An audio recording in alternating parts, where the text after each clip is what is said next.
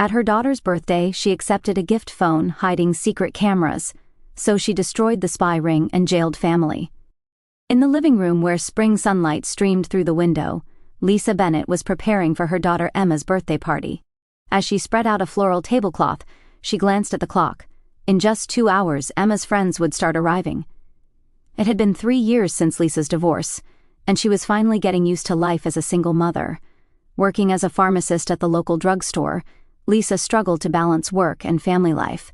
Her relationship with 15-year-old Emma, who was entering adolescence, was becoming more complex by the day. Emma was intelligent and independent like her mother, and sometimes stubborn too, but these qualities actually strengthened the mother-daughter bond. "Mom, where should I put these?" Emma entered the living room holding several balloons for decorating the birthday party, with her hair tied back and dressed in simple jeans and a t-shirt.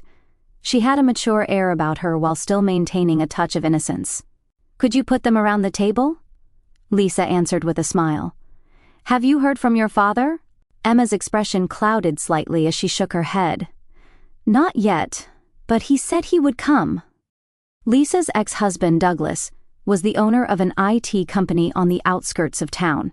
Though they maintained an outwardly friendly relationship after the divorce, Douglas's involvement with Emma was limited. As his company experienced rapid growth, he tended to prioritize work over family time. "What about Grandma Carol?" Lisa asked carefully.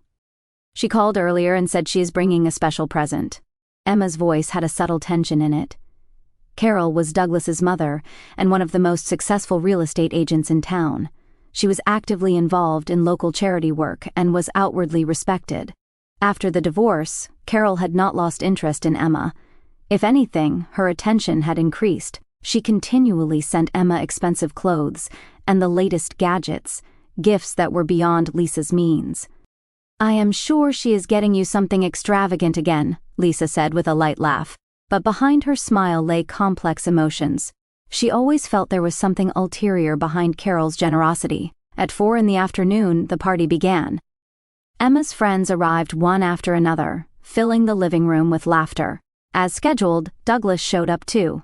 He maintained his handsome appearance and was dressed in an expensive suit. "Happy birthday, Emma." Douglas gave his daughter a quick kiss and handed her a small box. "I cannot stay long because of work, but I wanted to celebrate with you." Emma smiled awkwardly and accepted the box. Inside was an elegantly designed wristwatch.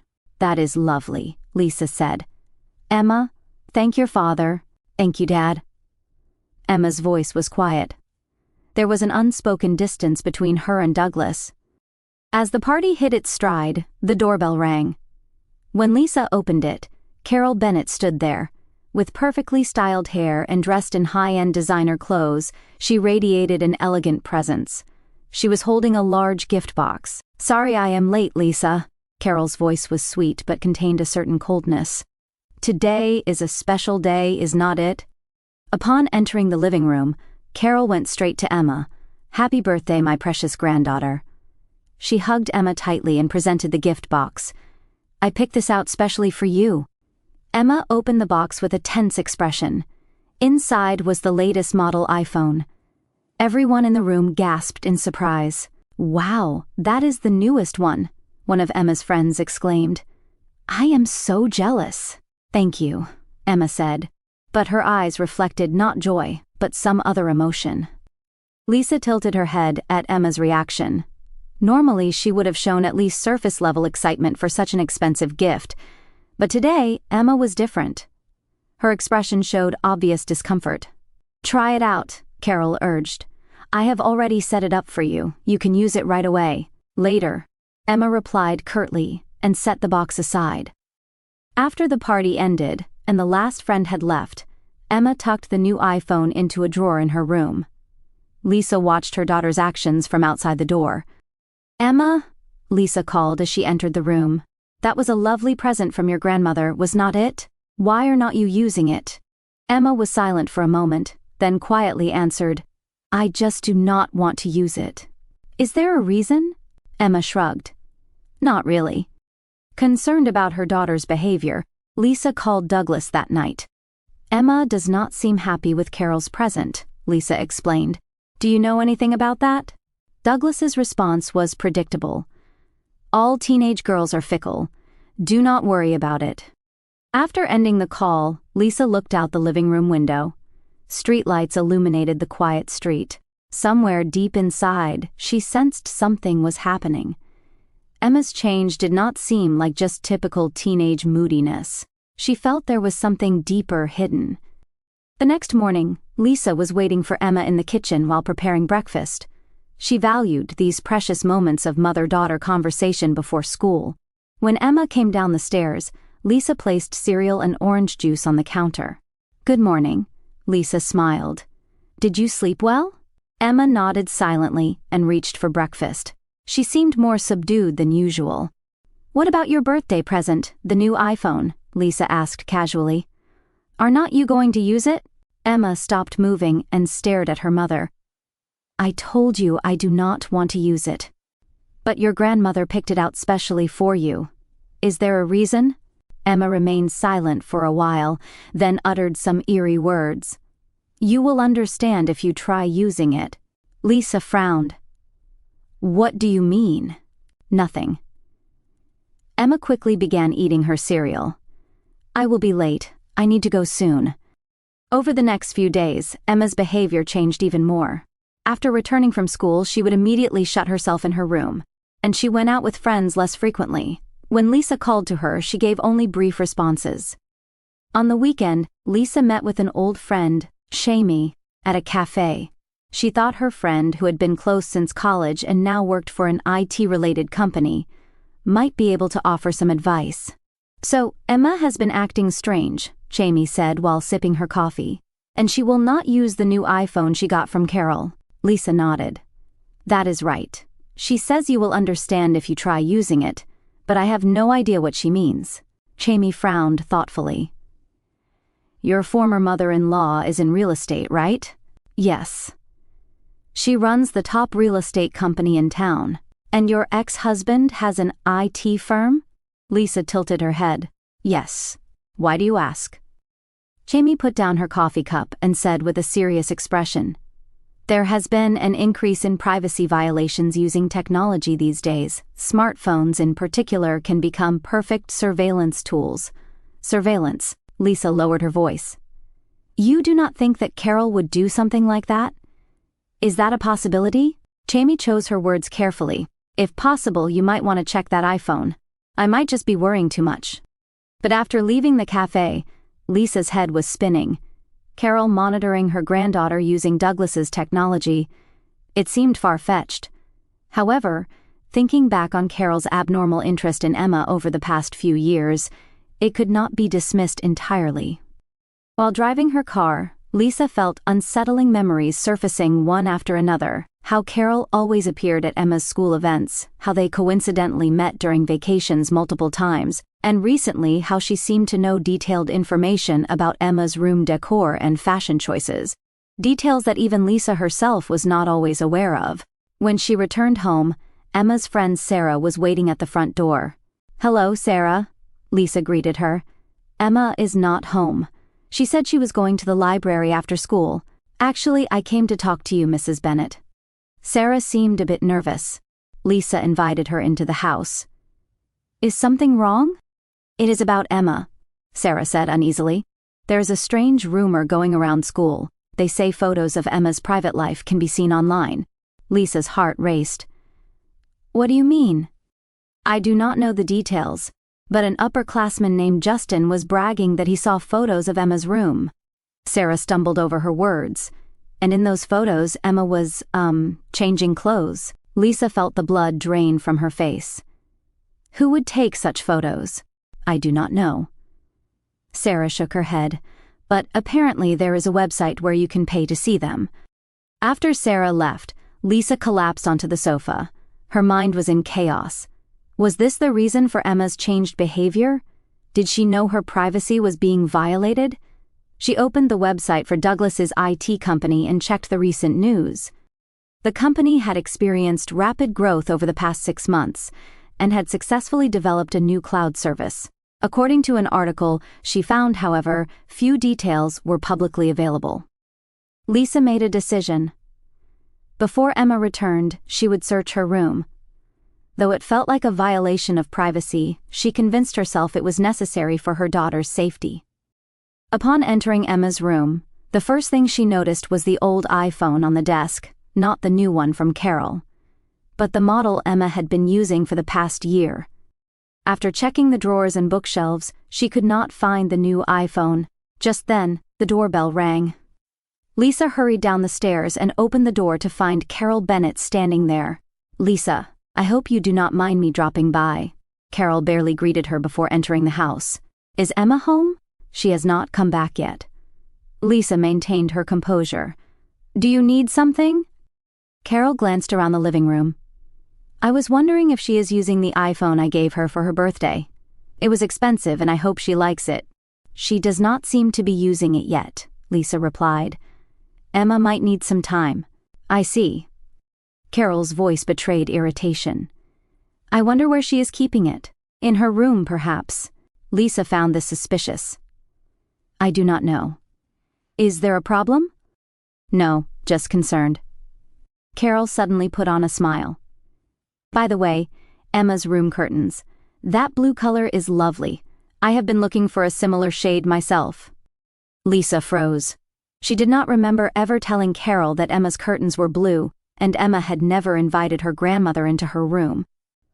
"I should get going," Carol abruptly said. "If you see Emma, please tell her to call me." Looking out the window, Lisa saw Carol getting into her car. A few minutes later, another car pulled up on the street. It was Douglas. He approached Carol's car and began talking to her through the window. Their expressions were serious, as if engaged in an intense discussion.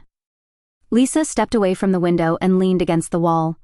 Her heart was pounding and her hands were shaking. She could not shake a terrible premonition. That night, Emma was staying over at her friend Sarah's house. After dinner, Lisa drove her daughter there. "I will pick you up tomorrow morning," Lisa said through the car window. "Call me right away if anything happens." Emma nodded slightly. "Mom." She started to say something but swallowed her words. "Never mind, see you tomorrow." As Lisa watched her daughter walk away, she wondered what Emma had been about to say. But tonight, she had another mission: to return home and find the new iPhone that Emma had hidden. Back in the silent house, Lisa decided to search Emma's room again. Closet, desk drawers, behind the bookshelf, she looked everywhere conceivable, but could not find the new iPhone. "Where could it be?" Lisa muttered, standing in the middle of the room. That is when she noticed a shoebox partially visible under the bed. Pulling out the box, she found a small object wrapped in paper. Lisa's hands trembled. Unwrapping the paper, she found the latest iPhone that Carol had given Emma. Lisa picked up the iPhone and pressed the power button. Surprisingly, no password lock screen appeared. The home screen opened immediately. This was odd. It is unimaginable that a modern teenager would not set a password on their smartphone, especially someone as cautious as Emma. So, it was already set up, just like Carol said, Lisa murmured in the dimly lit room. The home screen displayed normal app icons, but something felt off. Lisa was familiar with smartphones, but this layout seemed unnatural. Checking each app one by one, she found mostly basic applications, including social media apps. However, many of the apps Emma typically used were missing.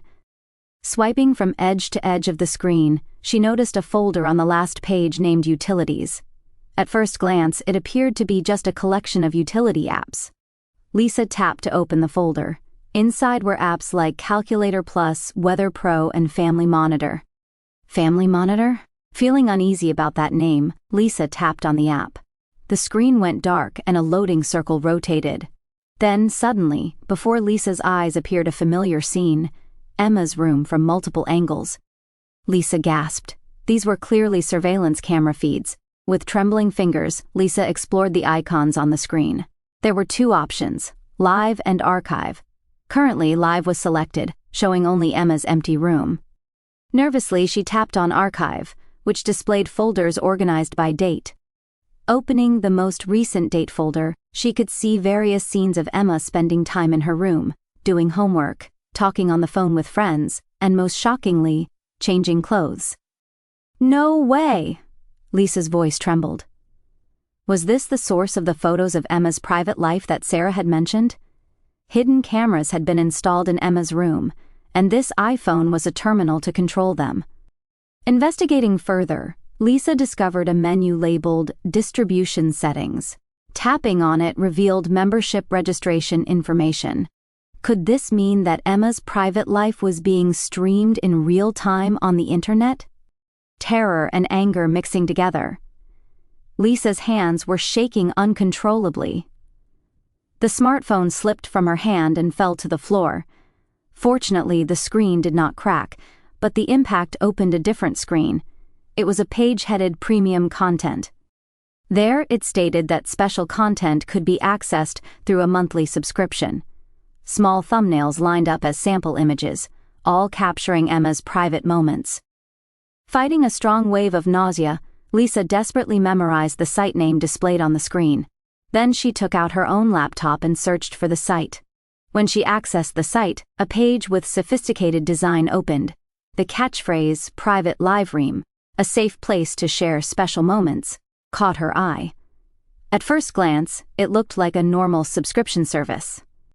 But upon closer examination of the registration page, it became clear that this site was offering paid access to videos that violated others' privacy. Trembling with anger, Lisa tried to investigate the site's registration and server information. Though her IT knowledge was limited, she applied the basic website information research methods Jamie had taught her. Checking the email address on the site's Contact Us page, she found it was Carol's business email address. Further investigation using the browser's developer tools revealed that the site was hosted on servers belonging to Douglas's company. Lisa stood up from her chair and paced back and forth across the room. Thoughts swirled like a storm in her head. Carol and Douglas had conspired to spy on Emma and sell private footage of her, and their image of being loving family members was all a facade.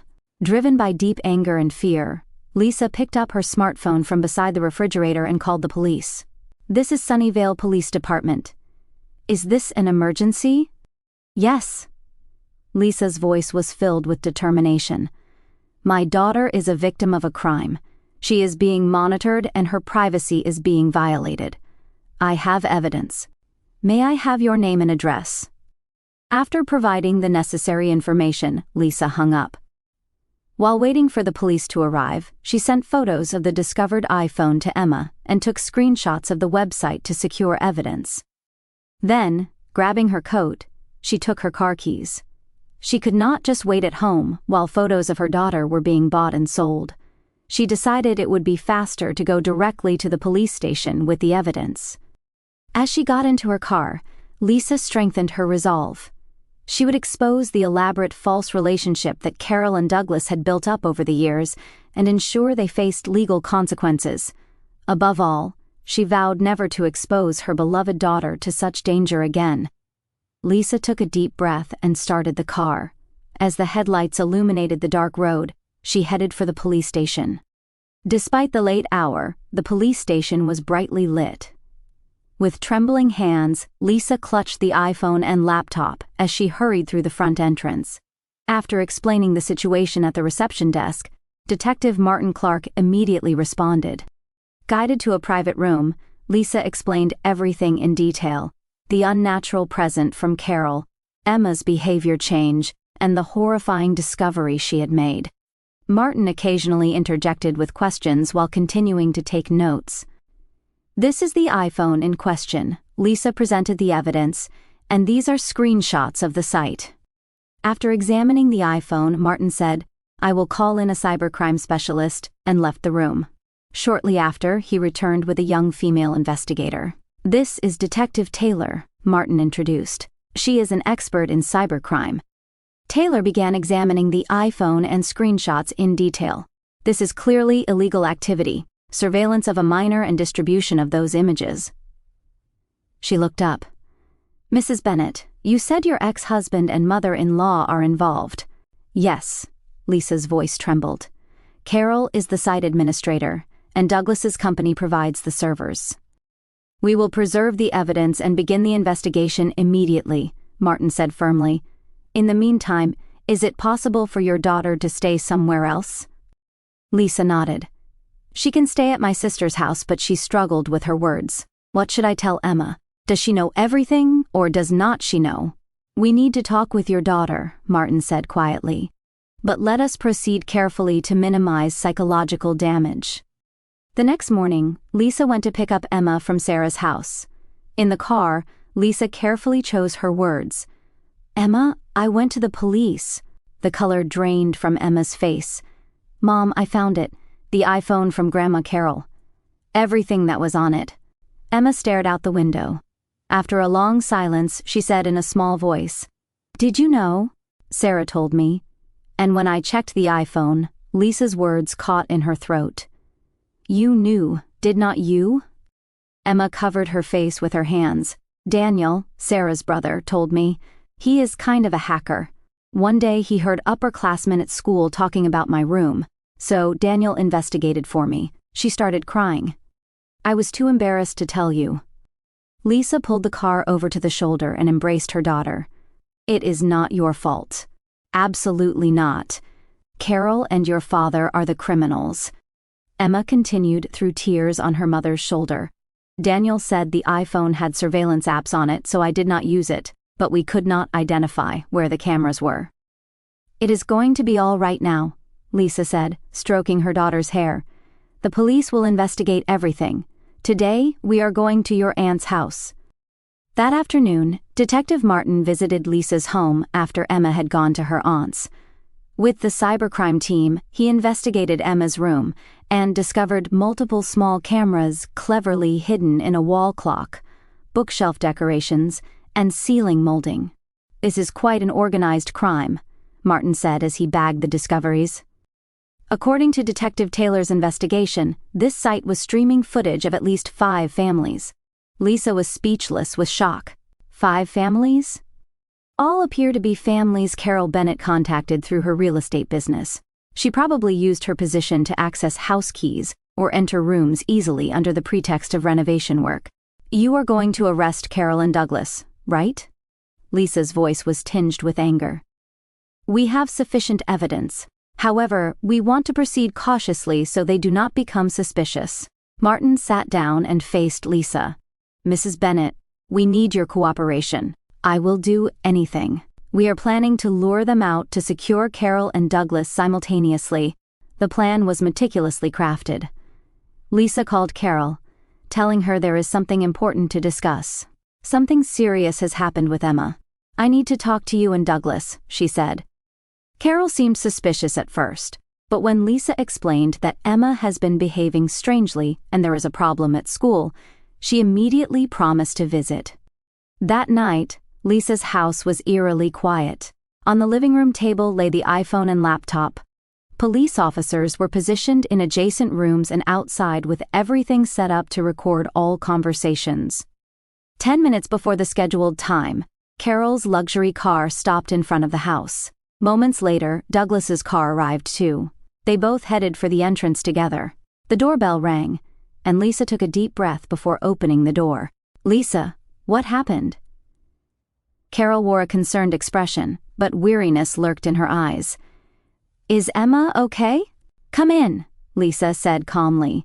We need to talk. As soon as the two entered the living room and saw the iPhone on the table, their expressions hardened. I know, Lisa said slowly. Everything. I do not know what you are talking about, Carol laughed elegantly. We have only been concerned.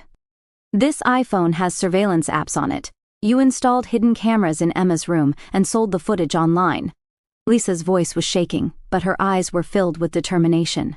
Douglas spoke up. Lisa, do not be ridiculous. That is not true. I have all the evidence, Lisa said coldly. A site called Private Live Ream hosted on your company's servers.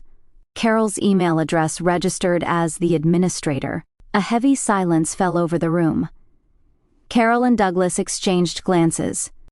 Lisa, you might think you understand. Carol's tone changed. becoming cold and intimidating. We were not doing anything wrong. We were just conducting business. Monitoring a minor girl and selling that footage as business? Lisa's voice trembled with anger. You are criminals. Douglas stood up. Shut up! His voice was low and dangerous. Hand over all the evidence.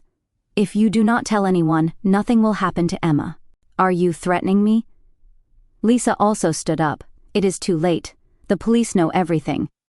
Carol's face contorted with anger. You do not understand anything. The influence we have in this town. We were just sharing a special being like Emma with the world. It is art. You make me sick. Lisa spat out. You betrayed my daughter, and I will not let you hurt Emma anymore. Douglas suddenly moved toward Lisa. His eyes mixed with anger and fear. Give me the evidence! At that moment, the door to the adjacent room opened, and Detective Martin entered with 2 police officers. Carol screamed and Douglas tried to escape, but they were quickly apprehended. Both were handcuffed and escorted to the patrol cars waiting outside. Left alone in the room, Lisa sank onto the sofa. For years, she had questioned the false relationship created by her former mother-in-law and ex-husband while trying to maintain peace. Tonight, that mask had completely fallen away. After seeing the officers off, Martin returned to Lisa. You did a brave thing, he said quietly. It will save many families. Lisa smiled with a tired face. I will do anything to protect Emma. Tomorrow we will need to hear more details, Martin said. We will also need to talk with your daughter, but for now, you should rest. Lisa nodded. A long journey would begin tomorrow, but tonight, Emma could sleep in a safe place. And finally, the fear that had been threatening her had come to an end. 1 year later, the final hearing at Sunnyvale County Court concluded. Lisa and Emma's expressions showed relief as they descended the courthouse steps. It is over, Emma whispered. She had grown both mentally and physically over the past year. Yes, Lisa put her arm around her daughter's shoulders. Carol got 20 years, Douglas, 15 years. By the time they are released, you will be a grown woman. During the trial, the full extent of Carol and Douglas's crimes came to light. Through private live ream, they had monitored at least 8 families with minors in Sunnyvale and surrounding areas, selling the footage. Carol used her real estate business to enter homes, and their method involved giving modified electronic devices as gifts using Douglas's technology.